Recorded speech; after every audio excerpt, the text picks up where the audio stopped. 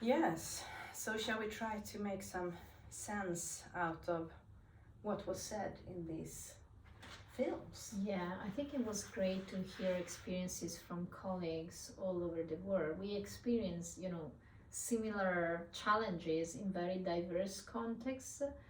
And so I think it was great, from Europe to Colombia to Chile, and I think it was US. It was great to hear what they think we should keep after this emergency period.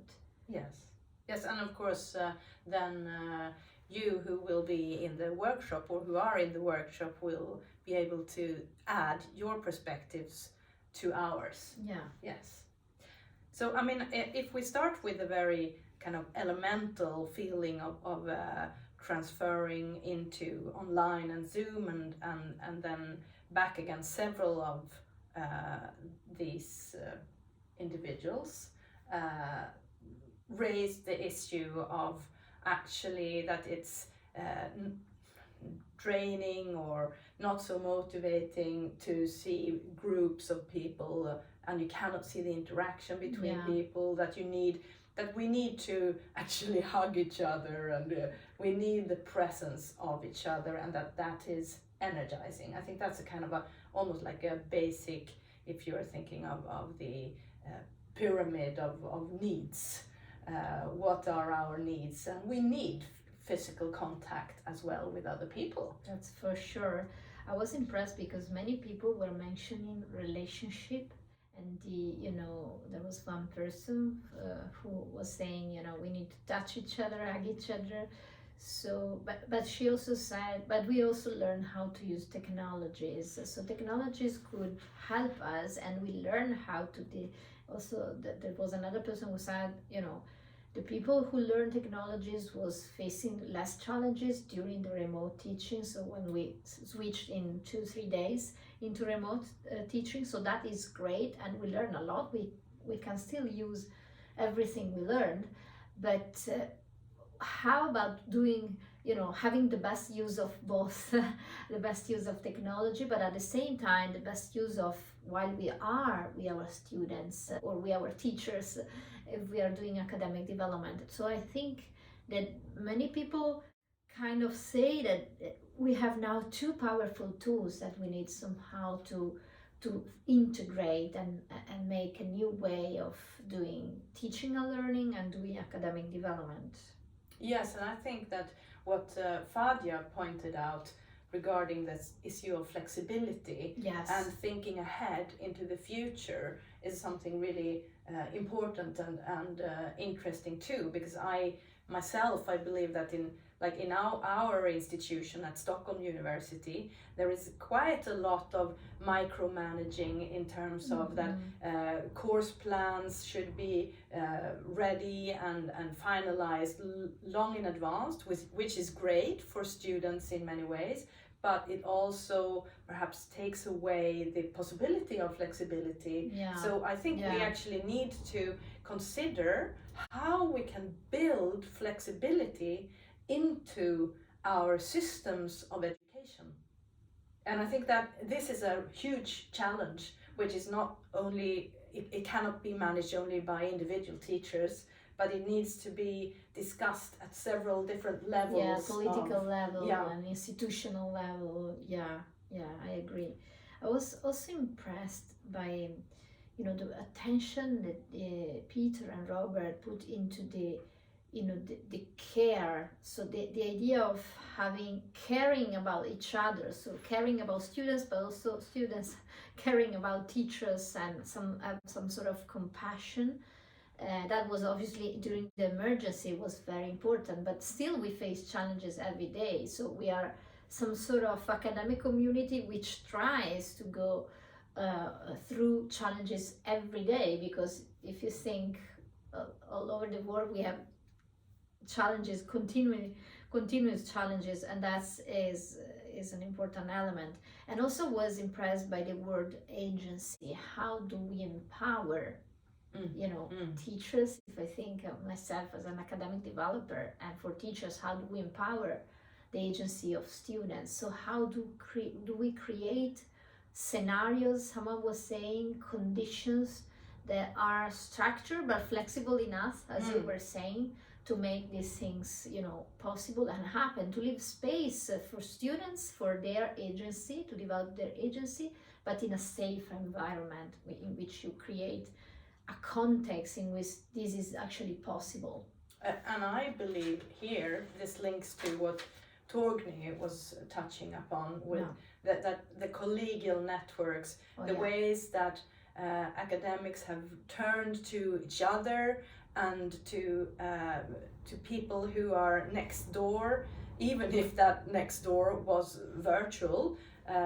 People turn to people they already know, which of course also, I think it would be interesting to know what people who entered into new academic positions during this period, how did they experience this entrance, and also how did different departments and organizations support their integration and collegial experience during that period. But we don't know that. But I think to put an emphasis on how can we develop our collegial networks in ways that are supportive and caring in that sense, because I think it's in the collegial networks that we can give each other agency and support each other's building of that kind of agency, and it also requires a bit of open-mindedness. I mean, I think myself, when you're challenged, if we could create a culture of more open-mindedness towards what is different. And I think it's a paradox really, that in universities we are engaging a lot of our time to try to uncover new knowledge, to try to explore situations, conditions, organizations, people, and so on, to be open for new conditions. Maybe we have been wrong all the time, but in fact there are new ways of understanding things. And in terms of teaching and collaboration, we also need to be that open-minded and to explorative, which is really scholarship of teaching and learning, isn't it? It is indeed. And another word that I actually noticed in listening to our colleagues' thoughts is, I think Target was talking about pedagogical awareness. So, to help ourselves and then to help our colleagues. And also Miriam was mentioning this a bit at the beginning. So to be aware on why we do things in a certain way, what are the values underpinning our ways to move and to behave, and how can we actually help other people to become aware of their own values, pedagogical values, and to be able then to transfer these in, as you were saying, setting up a context, a situation, a learning environment in which we combine some sort of knowledge transfer and design of what we really need to convey, the message we want to convey, to give and to give at the same time the students the freedom to actually grow themselves as an independent critical thinkers. So I think that the pandemic brought, if I look at the words of our colleagues, this idea of, we need really a new balance, and perhaps not only one balance, is new balances in our approaches to teaching and learning and to academic development, which is, and I quote Peter once again, context driven. So we really need to, create our own intervention, thinking about who we have in front of us, who these people are, where they come from, what are their expectation, what they went through so far. And this applies to teachers when we do academic development, and to students when we are in class as academics. Absolutely, and that kind of links also to this issue of the student networks and their full life. Yes. So that the students actually have a life apart from being a student at the university, they also are perhaps mothers or football players or Yes. chorus members and all sorts of other things, or workers in some hamburger place or something else. Sure. And they make decisions in relation to their studies based on all these things. So I think today we must be aware how students are strategic in relation to how they use their time, and the question is really comes down to this issue of how do we make university meaningful. Mm-hmm. And perhaps what is meaningful is sometimes the same as it has always been, but in other ways we are perhaps competing with more other things, and we need to find out about them so that it will become meaningful. And probably what the pandemic showed is how the interrelations between students and teacher. And I think in my university we have a large faculty of social sciences and humanities that provides very little time actually for meeting between teachers and students. And then the question is there a possibility, I'm thinking now just aloud, is there a possibility of transforming the time that students spend so that it becomes more campus and meaningful time, or it could also be online, but meaningful time for students so that they want to invest in being in the university education? Yeah. What you say resonates very much to me, and I was thinking in my institution we have been discussing a lot how to make our teaching and learning meaningful to students. And a word I would like to add, which was not perhaps mentioned in this way by colleagues we interview, but it was very much their message, is authenticity. So the idea of really doing something which makes sense for students to do.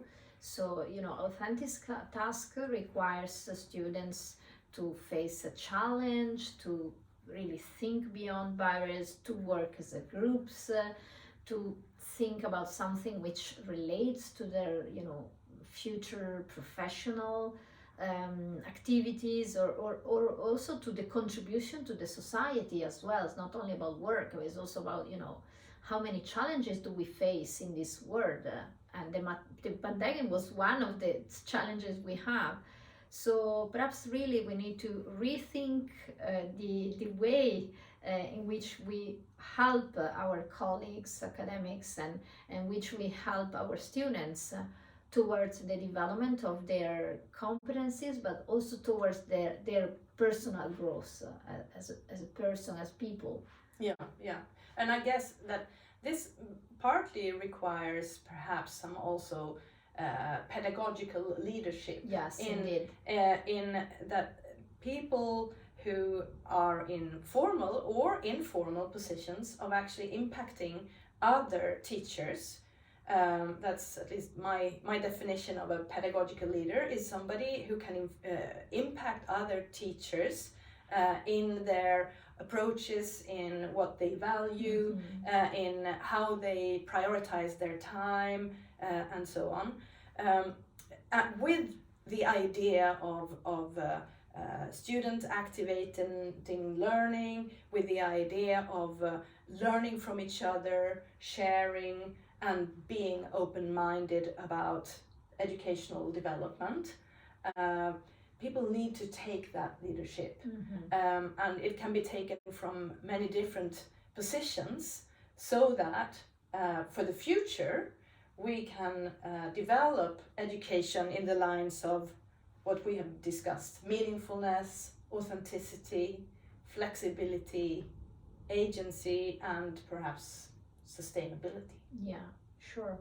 So we are kind of dreaming a multi-level approach, which is individual levels. So, with these words you said, so in my own context, but then we have let's say the institutional level, but then we have a political level and also networking level, because the thing is that the pandemic brought us together in some virtual spaces, so we might benefit really of very close relationship, but also very international relationship. So the idea of workshop today is also to actually be in touch, meet colleagues, share expectations, share problems. So what we do hope that we gave you some ideas with these small interviews, and we have a reflections on the interviews. Yes. That was the overall point. Exactly. So we hope now you're gonna have a nice continuing workshop with Kwong Nui and Bonnie. So we wish, of course, that we were with you in Australia, but unfortunately, in relation to many different matters, such as that we are in Italy and Sweden, it was difficult this time. Hopefully next time, and we hope to see you. Thank you very much for your attention. Thank you. Bye-bye. Bye-bye.